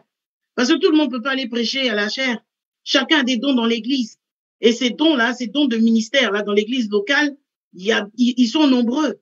Comme je disais, si Dieu lui a donné, si la personne a ce don-là, qu'elle le fait, qu'elle ne s'occupe pas des bavardages des gens. Parce que c'est que les gens ne comprennent pas le ministère. Parce qu'il y a plusieurs choses dans le ministère. Les gens voient le ministère seulement au niveau de la prédication. Le ministère, il y a beaucoup plus de choses que ça. Le ministère est plus que la prédication. Le ministère, c'est une vie. Donc, quand si Dieu t'a mis en toi de donner, donne. Ne t'occupe pas des gens. Parce que c'est en cela que Dieu te bénit. C'est en cela que Dieu t'élève. Donc, les bavardeurs, les gens qui sont à côté pour faire du bruit, il faut les laisser faire du bruit. Il faut continuer. Moi, j'encourage ces personnes. Tu n'es pas en train de te faire abuser. C'est ce que Dieu t'a donné et fais le bien. Exerce ton ministère, exerce le bien. Parce que c'est ton ministère. Et Dieu te bénira et Dieu continuera de t'élever malgré les bavardages des gens, malgré les critiques des gens. Dieu continuera de t'élever. Dieu pourra toujours. Parce que vous verrez, ces gens de personnes-là ne manquent jamais d'argent. Parce qu'ils sont prompts à donner. Jette ton pain à la surface des eaux, tu le retrouveras. Ils retrouveront toujours leur argent. Parce que Dieu a mis son œuvre. Dieu leur donne pour qu'ils donnent. Et en réalité, quand Dieu nous bénit financièrement, c'est pour son œuvre. C'est pour donner pour son église. Ce n'est pas pour qu'on s'asseye dessus et puis qu'on crie sur tous les toits qu'on est riche. Non. Quelle est ta richesse si tu ne peux pas faire du bien à quelqu'un qui a faim, qui a soif, qui est dans le besoin? Ta richesse n'a pas de sens. Ta richesse n'a pas de sens. Amen. Wow, Amen. merci beaucoup, servant de Dieu. Alléluia. Alors, servant de Dieu, il nous reste encore 10 minutes. 5 D'accord. minutes.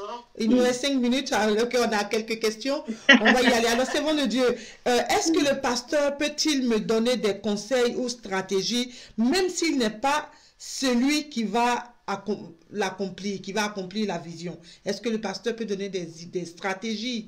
Dieu peut lui inspirer des stratégies pour aider ces Stratégie personnes pourquoi? Je voudrais comprendre les stratégies là. pour accomplir la vision. Mais là, c'est Dieu qui a les stratégies. C'est le plus grand stratège, c'est Dieu lui-même. Voilà. Voilà, maintenant, ce que la personne veut savoir, parce que Dieu peut inspirer ses Oui, serviteurs.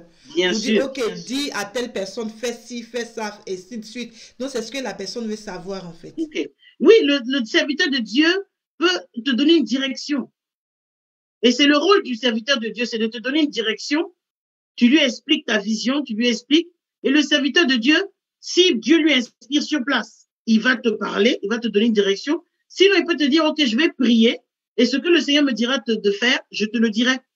Donc, il y a deux solutions. Soit Dieu peut déjà lui avoir donné une parole pour toi, mais il ne savait pas peut-être comment agencer, comment aller vers toi pour t'en parler. Et tu viens lui parler de ça et ça confirme ce qu'il a reçu. Donc là, le serviteur de Dieu peut te parler directement pour te dire, oui, effectivement, j'ai déjà reçu ça du Seigneur, voici telle voie qu'il faut prendre, voici comment il faut faire. Mais aussi, le serviteur de Dieu peut aussi ne pas avoir, parce que nous sommes des êtres humains et nous ne connaissons pas tout. C'est Jésus qui savait toutes choses. Nous, là, on ne connaît pas tout. Voilà. Donc, on a besoin de prier aussi, de se retirer pour prier. Et puis, on va chercher la face de Dieu. Ah, Seigneur, tu as parlé à ton fils ou ta fille. Voici. Qu'est-ce que tu dis? Et Dieu peut donner la direction à son serviteur ou à sa servante. Et il vient te donner la réponse. Il te donne une direction. Oui, l'homme de Dieu peut te donner une direction. Voilà. Et l'homme de Dieu doit te donner une direction. C'est son travail. C'est pour ça qu'il est là. C'est pour t'aider, c'est pour te donner une direction. C'est pour chercher la face de Dieu et te donner une direction. Amen. Amen. Amen. Merci beaucoup, servant Amen. de Dieu. Alors, servant de Dieu, il y a quelqu'un qui veut savoir comment qualifier un chrétien qui cherche à sortir son frère d'une église où cette personne a trouvé sa vision. Je ne comprends pas la question. Comment il va C'est-à-dire, sortir? voilà, puisque comme servant de Dieu, comme vous le savez, il y a certaines personnes qui font aussi sortir les brebis Oui. des églises. Donc, quelqu'un qui a trouvé sa vision dans une église et qui sait que c'est là que Dieu l'a appelé, c'est là que Dieu veut que la personne exerce, c'est là que Dieu veut que cette personne manifeste ses dons et ses talents. Et quelqu'un dans l'église veut sortir de cette personne de l'église. Comment qualifier cet acte? La personne là, je vais l'appeler, c'est une sorcière. C'est de la sorcellerie. Ben, si quelqu'un s'épanouit quelque part et qu'il trouve sa joie dans ce qui se passe dans cette assemblée, toi, quel est ton problème? Mais toi, t'as qu'à sortir. C'est de la sorcellerie. Si tu n'es pas à l'aise, ben va-t'en seul. Tu n'as pas besoin de sortir les autres. Et tu vas payer le prix de ça. Parce que tu n'es pas là pour disperser les brebis du Seigneur. Non, mais les gens ne comprennent pas une chose, c'est que si on empêche un enfant de Dieu de s'épanouir là où Dieu l'a mis, mais on va rencontrer Dieu sur notre route. Il y a des conséquences. Il y a des conséquences pour tout ce que nous faisons dans la maison du Seigneur. Tu le sors de là, mais Dieu va te frapper. Si Dieu veut le sortir, Dieu trouvera un moyen de le sortir de là. Ce n'est pas à toi d'aller pousser une personne à sortir d'une assemblée. Non, c'est de la sorcellerie. Je dis que tu es un sorcier, tu es une sorcière. Parce que la sorcellerie, c'est pas de s'asseoir au village pour manger les gens. Non, ça là, c'est de la sorcellerie. La sorcellerie a plusieurs formes. C'est de la sorcellerie et de la méchanceté. Voilà. Alléluia. Merci beaucoup, servant de Dieu. Donc, Amen. alors, servant de Dieu, donc, comment reconnaître une femme de vision? Amen. Amen. Donc, je vais dire qu'une femme de vision, c'est... La Bible nous parle d'une femme merveilleuse. Alléluia, dans le livre de Proverbes 31. Et la Bible la qualifie de la femme vertueuse. Une femme de vision. Moi, c'est celle-là que j'appelle la femme de vision. Nous sommes tous appelés à poursuivre et à accueillir une vision particulière que Dieu a mise dans chacune de nous. Et Dieu a placé en nous des dons, des talents et surtout une vision à accomplir pour la gloire de son nom. Et pour reconnaître cette femme de vision, il faut lire la femme vertueuse de Proverbes 31, bien aimé. Et ce passage nous dresse une image de la femme de vision. Même si chacune d'entre nous n'avons pas toutes ces qualités, parce que tu ne peux pas avoir toutes les qualités de cette femme. Je crois que c'est un standard biblique auquel nous devons aspirer. Donc, quand tu lis la femme vertueuse de Proverbes 31, tu dois aspirer à être comme elle. Parce qu'elle est active dans sa société. La Bible dit que son mari est fier d'elle au milieu de ses compères. Ses enfants sont fiers d'elle. Elle est travailleuse. Elle se lève tôt le matin. Elle donne du travail dans sa maison. Elle est au four et au moulin. Elle travaille dans sa communauté. Elle cherche la face de Dieu. En tout cas, elle est partout. Et ces caractéristiques ne sont pas là pour nous culpabiliser, bien aimés. Mais elles sont là pour nous faire prendre conscience que dans un monde de plus en plus superficiel, nous devons nous tourner vers des vraies valeurs.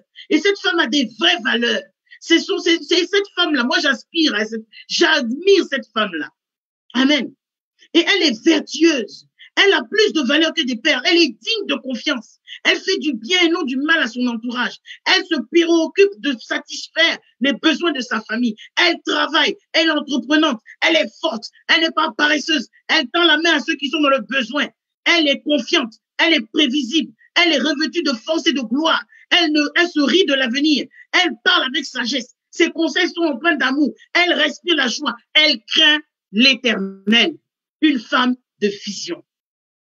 Donc, aspirons à être la femme de Proverbe 31. Moi, j'aspire à ça. Chaque jour, je demande au Seigneur, est-ce que je suis comme la femme vertueuse? Seigneur, s'il y a des choses qui font encore, enlève-les de moi. Nous devons aspirer à cette femme. Nous ne devons pas nous culpabiliser pour dire, vous, ça, c'est quelle femme ça? Elle est partout. Mais c'est ça, la femme. Quand l'homme tombe, il doit savoir qu'il y a quelqu'un derrière lui qui va l'épauler, qui va l'encourager, qui va le pousser. Même si tu as marié le dernier des hommes, tu peux en faire le premier des hommes. Tu peux en faire le premier des hommes, même si c'était le dernier. Amen. C'est ça la femme vertueuse, c'est ça la femme qui a une vision. Donc je nous encourage à lire ce passage. Et si vous ne le comprenez pas, approchez-nous.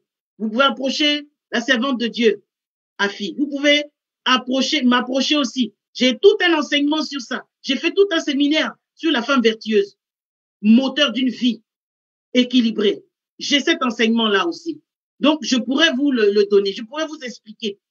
Nous ne devons pas être timides. Nous ne devons pas culpabiliser, nous cacher. Il est l'heure que la femme se lève et que la femme rentre vraiment dans son rôle que Dieu lui a confié.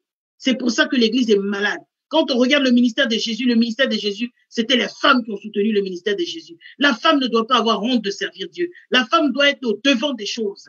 Oui, ce n'est pas une faiblesse qu'un homme laisse sa femme prendre les devants des choses. C'est un homme qui est courageux, c'est un homme qui a compris que sans sa femme, il ne peut pas obtenir quelque chose. Il ne peut rien faire. Sa femme et sa couronne, on ne cache pas une couronne. On l'expose, on la montre partout. On est fier de la porter. Et un homme qui est un vrai homme, il est courageux de laisser sa femme prendre de l'avant. Il est courageux de laisser sa femme prendre des initiatives. C'est un vrai homme. Les autres là, mon cher, on va s'arrêter là. Amen. Amen. Alléluia. Amen. Alléluia. Alors, c'est bon de Dieu, j'ai deux dernières questions. Amen. Voilà. Alors, il y a, tout à l'heure, comme vous aviez parlé des personnes qui sortent, les gens des églises, que vous avez dit Mhm. cette personne est une sorcière, ou Oui. voilà, et que cette personne aura sa rétribution. Donc, Mhm. quelqu'un dit que, mais souvent, quand tu dis ce genre de choses, on dit que l'homme de Dieu est en train de maudire. Qu'est-ce que vous en Maudit. pensez? C'est bon. L'homme de Dieu il va te maudire, pourquoi faire? La Bible dit que la malédiction sans cause, sans effet. Tu n'as rien fait. On va te maudire par rapport à quoi? Rien du tout. On n'a pas le pouvoir de maudire les gens. Non, le chef de l'Église, avec un E majuscule, c'est Jésus-Christ de Nazareth. Le chef de l'Église n'est pas un homme. Le chef de l'Église, c'est celui qui est assis dans la droite du Père qui intercède pour vous et moi. Donc, aucun homme ne peut se mettre à la chair pour te maudire et ça va t'atteindre. Quand tu reçois la malédiction, tu lui retournes sa malédiction. Voilà. Tu as cette autorité-là aussi. Parce qu'il n'est pas super homme. Il est homme comme toi et moi, avec le même Saint-Esprit. Amen. Avec le même Saint-Esprit. Amen. Ok. Ah, ouais, amen. En fait, ce que la personne est en train de dire, c'est Mm. que le fait que vous ayez dit tout à l'heure, par exemple, que Mm. cette personne qui sort les gens des églises, là, cette Mm-hmm. personne est une sorcière, on la considère comme une sorcière, on doit la considérer Oui. comme une sorcière, Mm-hmm. et cette personne aura sa rétribution. Non, le fait de dire Mm-hmm. cette personne aura sa rétribution par rapport à son action, Oui. étant servant de Dieu, le fait de le dire, quand un homme de Dieu dit ce genre de choses, les Oui. gens trouvent que cet homme ou cette femme de Dieu est en train de maudire. Est-ce que c'est Mais, vrai? Qu'en pensez-vous en fait? oui, mais la Bible dit que ce qu'un homme aura semé, il va récolter. Non, ce qu'elle a semé, il va récolter. C'est quoi le problème? Quand tu récoltes la pomme, tu reçois la pomme. Tu récoltes, tu mets de la banane, tu vas recevoir la banane. Tu as récolté la méchanceté, tu vas récolter la méchanceté. C'est pas compliqué. C'est la loi de la semence et de la récolte. Elle a récolté la méchanceté, elle va récupérer la méchanceté. Voilà, c'est tout. Donc ce n'est pas maudit, c'est la Non, ce personne n'est qui pas maudit. reçoit ses mauvaises actions. Oui, mais il reçoit ses mauvaises actions. Ce n'est pas une malédiction. C'est ce que la Bible dit. C'est ce que la Bible dit. Ce n'est pas une malédiction. L'homme de Dieu ne fait que confirmer, ne fait que réitérer ce que la Bible dit. Donc, l'homme de Dieu n'est pas en train de maudire, il est simplement en train de dire que, OK, elle va récolter ce qu'elle a semé, point à la ligne. C'est pas une malédiction. Non. Ok, donc que les gens arrêtent de dire que les hommes de Dieu maudissent les fidèles. Mais c'est parce que les gens ne comprennent pas le français qui disent que les gens maudissent les fidèles. Parce que quand on te dit que quelqu'un va récolter ce qu'il va semer, ce n'est pas une injure, ce n'est pas une malédiction, c'est du français simple. Ça veut dire que ce que ça veut dire. Ça veut dire que c'est parce on prend tout de façon négative. Donc, on voit le négatif partout. Sinon, quelqu'un va récolter ce qu'il a semé, eh bien, ce n'est pas une injure, ce n'est pas maudire non plus. Voilà. Ce n'est pas maudire.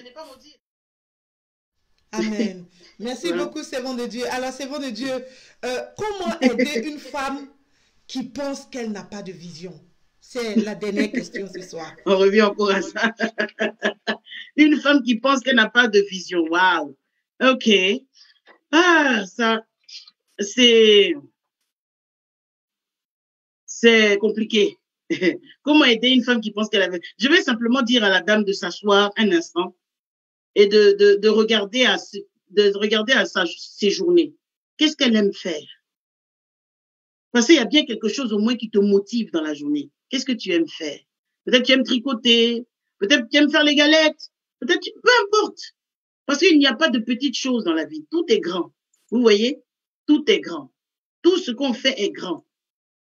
Ça dépend de l'ampleur à laquelle on veut emmener ces choses-là. Sinon, toute chose est grande. Donc, ça peut être peut-être quelque chose de bénin. Mais ça peut être ta vision, ça peut être ton talent. Tu peux créer une vision de ça. Vous voyez ceux qui ont créé quand on finit de manger, puis on en prend comment on appelle ça? Le cure-dent, là. Ça a l'air de rien, hein? Mais la personne qui a créé le cure-dent, là, il est milliardaire. Ça n'a l'air de rien. Tu as dit, mais le cure-dent est très indispensable parce que quand tu as la viande coincée dans tes dents, ça t'aide à sortir cette viande-là. Vous voyez, on voit pas l'utilité du cure-dent. Tu te dis, mais qui est-ce qui a créé un petit bout de bois comme ça? Mais cette personne est milliardaire parce que elle a su exploiter sa vision. C'est comme les gens qui ont créé la paille pour boire. Vous voyez, quand on met une paille dans un verre pour boire, la personne qui a créé la paille est milliardaire. Parce qu'elle a apporté quelque chose de plus dans notre quotidien, nous aider à mieux boire sans verser la boisson partout. Parce qu'il y a des gens qui ne peuvent pas boire dans un verre correctement sans verser partout. Donc, la paille les aide à pas verser, à se salir partout.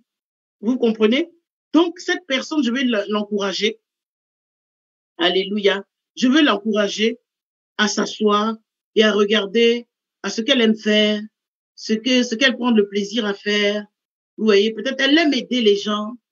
Voilà. Donc, elle peut continuer peut-être à aider les gens. Dieu aime les gens qui aiment aider les gens. Vous voyez? Donc, il y a toujours quelque chose qui peut nous aider. Donc, si tu penses que tu n'as pas de vision, je te conseille de t'asseoir et de regarder à tes journées. Qu'est-ce que tu aimes faire? Tu verras que tu vas trouver quelque chose que tu aimes faire et que tu prends du plaisir à faire. Et tu verras que tu peux en faire une vision.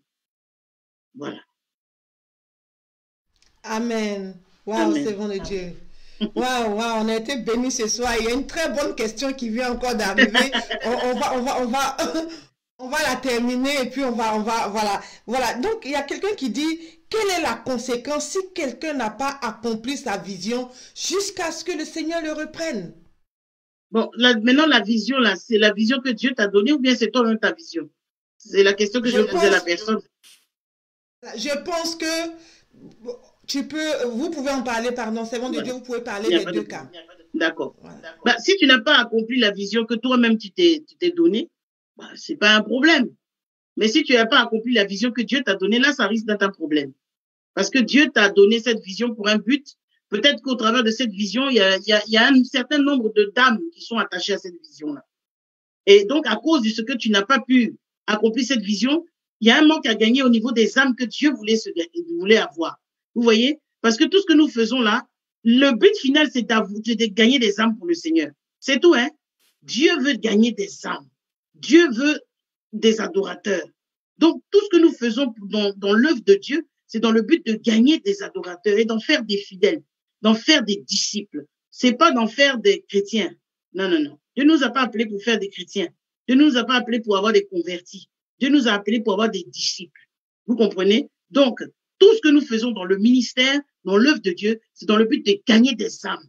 Donc, si tu n'as pas accompli la vision que Dieu t'a confiée, tu risques d'avoir des problèmes parce que tu vas lui dire pourquoi tu n'as pas pu accomplir cette vision, parce qu'on va se trouver devant le trône de grâce où on rendra compte de ce qu'on a fait ou ce qu'on n'a pas fait.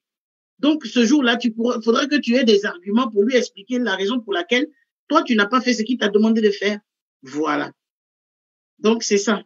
Sinon, si toi, tu n'as pas accompli, par exemple, ta vision, c'est de bâtir un immeuble quelque part. Si tu n'as pas accompli, bon, tu n'as pas accompli, hein, c'est pas un problème, c'est pas la fin du monde. Mais si tu n'as pas fait pour Dieu, là, c'est là que c'est la fin du monde, c'est un problème. Voilà. Donc, nous devons nous atteler à accomplir la vision que Dieu nous a donnée. C'est très important. Waouh, waouh, waouh. Merci beaucoup, servant de Dieu.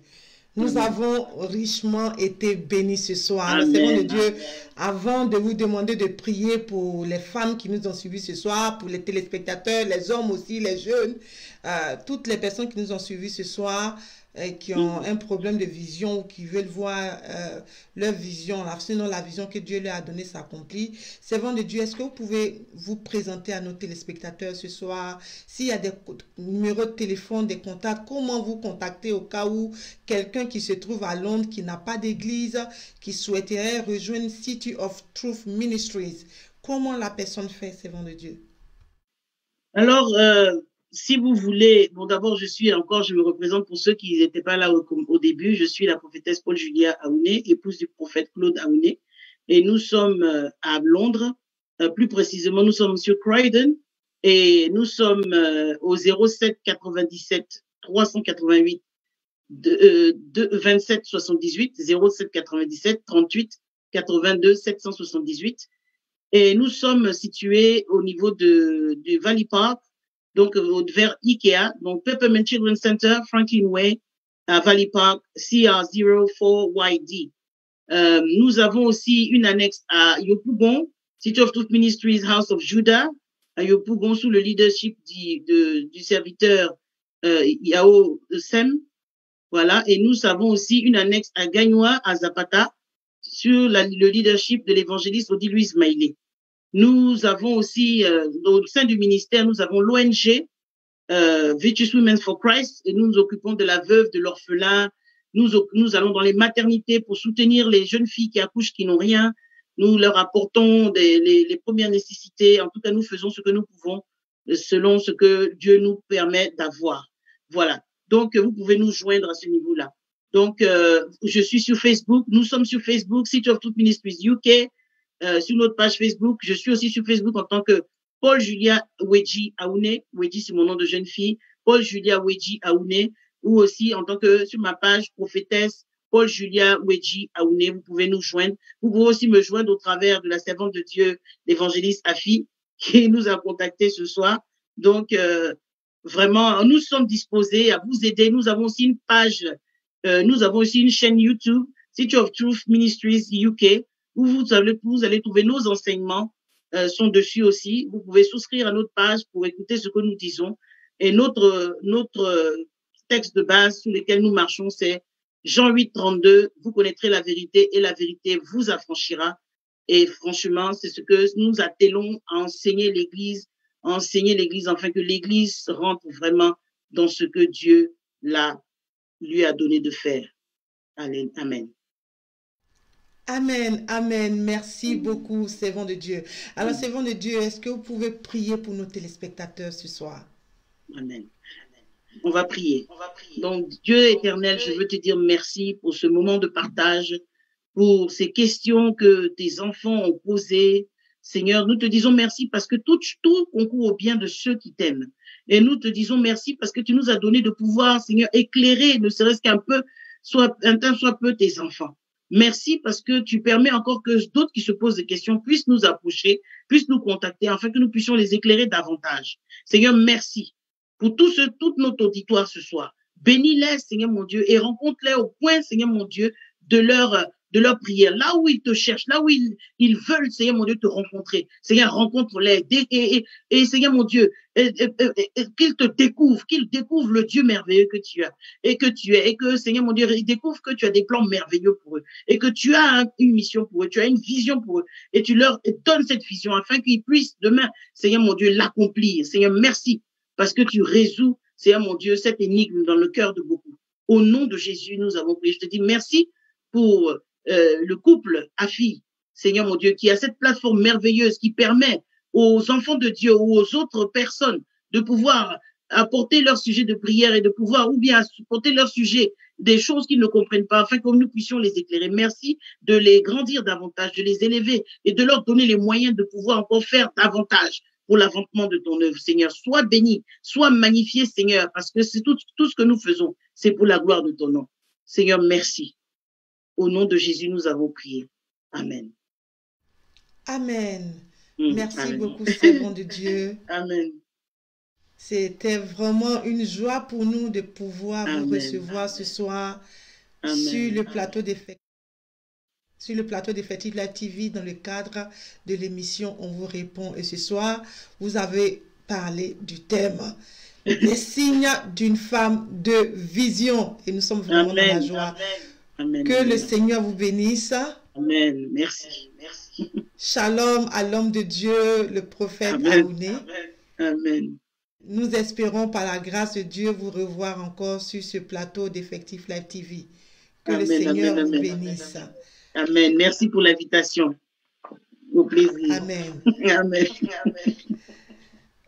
Alors, chers téléspectateurs, notre émission tire à sa fin. Nous sommes vraiment dans la joie de vous avoir reçus ce soir et nous croyons par la grâce de Dieu que vous avez été richement bénis par cet enseignement avec la servante de Dieu, la prophétesse Julia Aoune, qui est à Londres, qui est de l'église City of Truth Ministries. Que le Seigneur vous bénisse. Merci à tous nos abonnés. Nous vous encourageons. Continuez de faire connaître cette chaîne Effective Live TV à tout votre entourage. Abonnez-vous à cette chaîne sur Facebook et sur YouTube pour ne pas rater nos différentes émissions. Je suis votre servante, l'évangéliste Edith Afi de l'église Christ Rejection Ministries. Nous sommes aussi basés à Londres du côté de Catford. Nous bénissons le Seigneur. Ce mercredi, nous nous retrouverons dans le cadre de notre émission Couple, mariage et famille. Et par la grâce de Dieu, ce vendredi, nous nous retrouvons dans l'émission Et si, on vous répond. Et ce sera encore avec la servante de Dieu, l'évangéliste Liliane Nyako, connue aussi sous le nom de la chantre au Bali, qui nous a fait aussi une belle émission le vendredi dernier. Je vous encourage à réécouter cette émission. Surtout les chantres et les serviteurs de Dieu, réécoutez vraiment cette émission. Et celle aussi de ce soir, nous avons été richement bénis. Nous bénissons la servante de Dieu.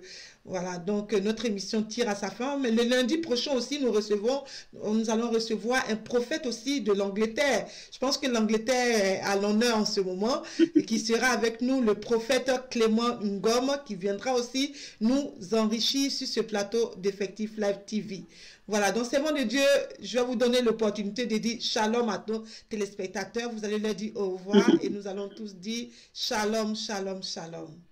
Au revoir à tous et que Dieu vous garde, que Dieu vous garde, que Dieu vous garde. Merci.